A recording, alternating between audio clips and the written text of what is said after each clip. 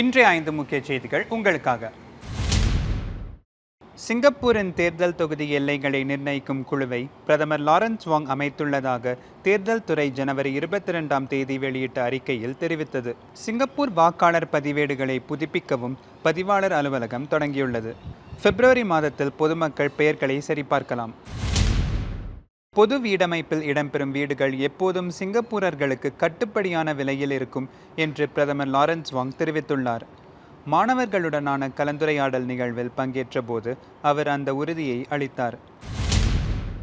சிங்கப்பூரின் சாங்கி விமான நிலையம் கடந்த ஆண்டு 67.7 மில்லியன் பயணிகளை கையாண்டது.